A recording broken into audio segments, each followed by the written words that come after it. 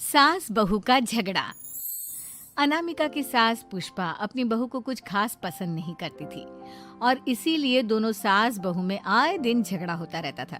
सास बहू के झगड़े के चक्कर में अनामिका के पति मोहित की जिंदगी मुश्किल में पड़ गई थी।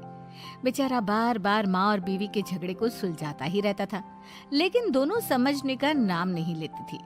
वैसे तो सब कुछ ठीक ठाक चल रहा था, लेकिन एक दिन अनामिका और पुष्पा के अंदर जोरदार झगड़ा हुआ और बात कुछ इस तरह थी। बहू, मैंने तुम्हें कल अपनी एक साड़ी धोने के लिए दी थी। हाँ मम्मी जी, वो साड़ी धोकर मैंने आपकी अलमारी में रख दी है। उसी की बात कर रही हूँ मैं। जरा देख तो, इस साड़ी को देखकर किसी भी तरह से लगता है ये धुली हुई है। अरे मम्मी जी, मैंने आपकी साड़ी वॉशिंग मशीन में अच्छे से धोकर सुखाकर आपकी अलमारी में तह बनाकर रखी थी। आपके तो नखरे खत्म ही नहीं होते। अरे कैसी बात कर रही है मुझसे? मेरे नखरे? अरे मोहित, जरा ये देख तो, ये साड़ी धुली हुई लग रही है क्या? अरे मम्मी, जब अनामिका कह रही है कि उसने साड़ी धोई थी तो मान लो ना। हर बात पर झगड़ा करना जरूरी है क्या? क्या है ना मोहित, तुम्हारी माँ को तो मेरे हर काम में नुस्ख निकालने की आदत पड़ गई है। जब तक दो चार खरी खोटी सुना नहीं लेती ना, इनका दिन नहीं निकलता। अरे चुप कर, बहू होकर मुझे जवाब देती हो। एक तो गंदे कपड़े उठाकर अलमारी में रख दिए, ऊपर से कैंची की तरह कचर कचर बोली जा रही हो। अरे मम्मी जी, आपको समझ में नहीं आता क्या? मैंने साड़ी धो कर रखी थी। तो फिर इतनी गंदी क्यों लग रही है? अब मुझे क्या पता मम्मी जी, आप इस पर इस तरह तेल और घी की चिकनाई के दाग लगाकर लाएंगी तो ये मेरी जिम्मेदारी थोड़ी ना है। अरे तो हाथ से धोना चाहिए था ना। मैं आपकी बहू हूँ, नौकरानी नहीं जो एक कपड़ा रगड़ रगड़ कर हाथ से धो दूंगी। आपको पहननी है तो पहनिए, नहीं तो रख दीजिए। तुझे तो मैं अच्छी तरह बताऊंगी, मुझे जवाब देती है। एक दिन सुबह के वक्त, अरे अनामिका, मेरी व्हाइट शर्ट कहाँ है? आज ऑफिस में बहुत बड़ा प्रेजेंटेशन है और मुझे वो व्हाइट शर्ट पहन कर जाना है। मुझे पता है, आपने मुझे 2 दिन पहले ही बता दिया था और आपकी शर्ट मैंने धोकर अच्छी तरह आयरन करके अलमारी में लगा दी है। जाइए वहां से ले लीजिए। अनामिका, ये तुमने क्या किया? ये देखो, शर्ट पर लिपस्टिक का दाग लगा हुआ है और ये तो एक जगह से जल भी गई है। नहीं नहीं मोहित, ऐसा नहीं हो सकता। मैंने तो तुम्हारी शर्ट ठीक से इस्त्री करके अलमारी में लगाई थी। तो फिर ये जल कैसे गई अपने आप? अलमारी में लटके लटके थोड़ी ना जल जाएगी। पर मोहित, मुझे अच्छी तरह याद है। देखो, अपनी गलती को छुपाने की कोशिश मत करो। और अगर शर्ट जल भी गई थी तो तुम्हें पहले बताना चाहिए था ना। मैं नई शर्ट लेकर आ जाता। अब ऐन वक्त पर शर्ट कहाँ से लेकर आऊं? मेरा इतना इम्पोर्टेंट प्रेजेंटेशन था, सब खराब हो जाएगा।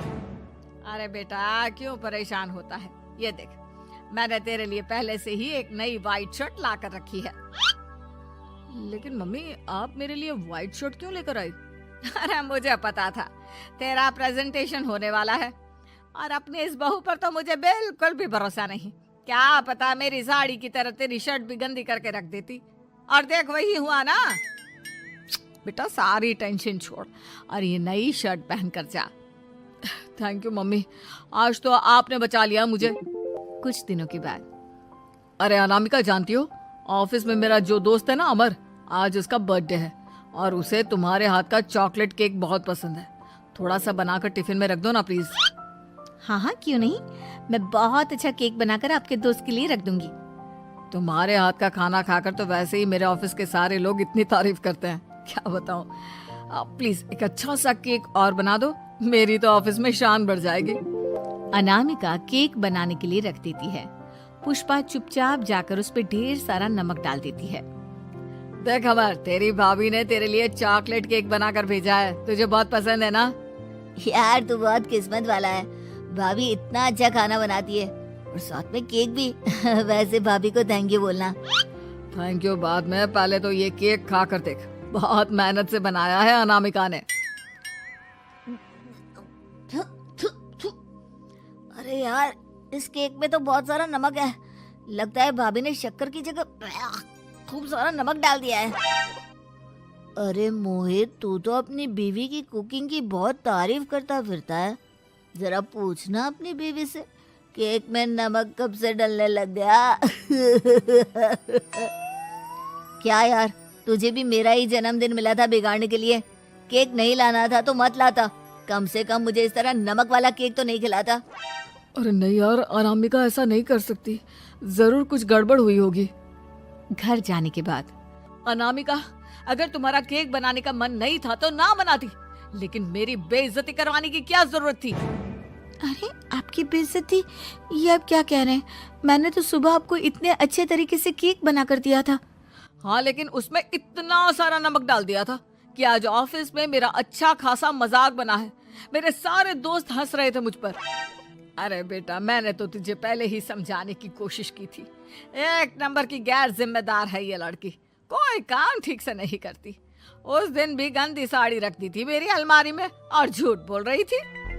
कुछ दिनों के बाद अनामिका देखो, मैंने अपना लैपटॉप चार्जिंग पर लगाया है, उसे अच्छी तरह चार्ज होने देना। मेरी एक अर्जेंट मीटिंग है, प्लीज बीच में से हटाना मत।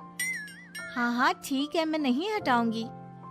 पुष्पा चुपचाप से जाकर चार्जिंग का बटन बंद कर देती है।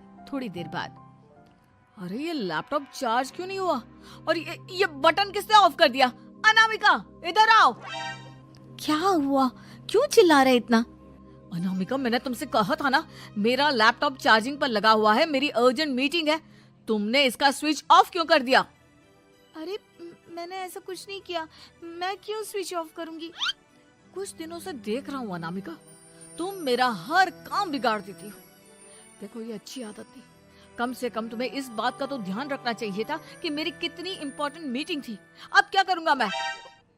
आई एम सॉरी मोहित, लेकिन सच में मैंने जानबूझकर कुछ नहीं किया। अगर जानबूझकर नहीं किया तो क्या सब कुछ अपने आप हो जाता है?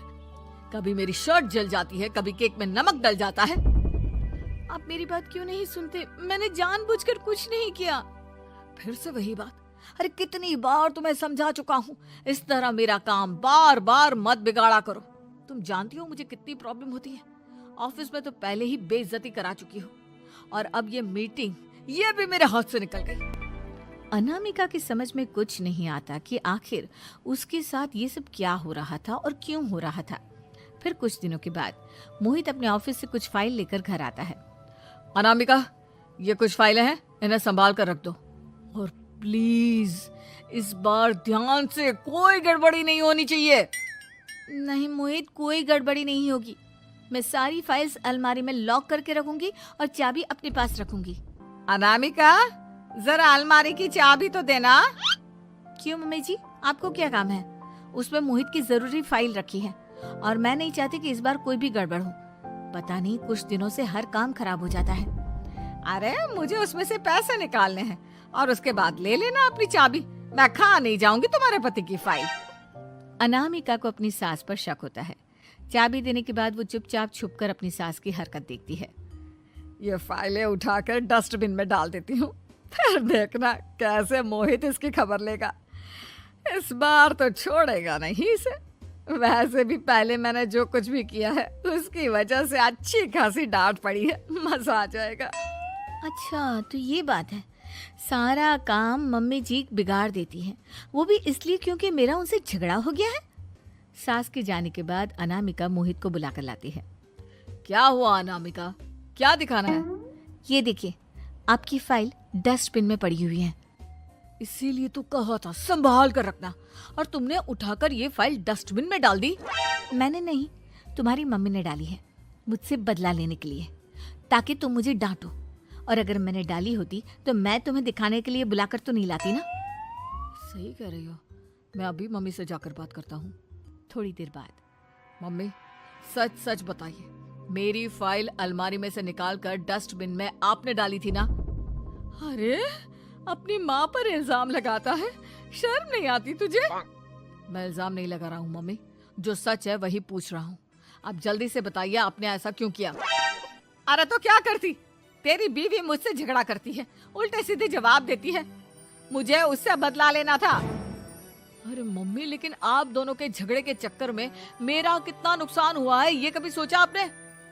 मम्मी जी, अगर आपका बदला पूरा हो गया हो तो आइंदा ऐसी कोई हरकत मत करना, क्योंकि अब आपकी सच्चाई हमारे सामने आ चुकी है। यह तो वक्त ही बताएगा मैं क्या करूंगी और क्या नहीं। मम्मी जी, कहा ना आप ऐसा कुछ नहीं करेंगी। अरे मेरी जो मर्जी आएगी वो मैं करूंगी। मेरा सर घूम रहा है। सास बहू के झगड़े में मेरी जिंदगी का तो कचरा हो गया है, कचरा।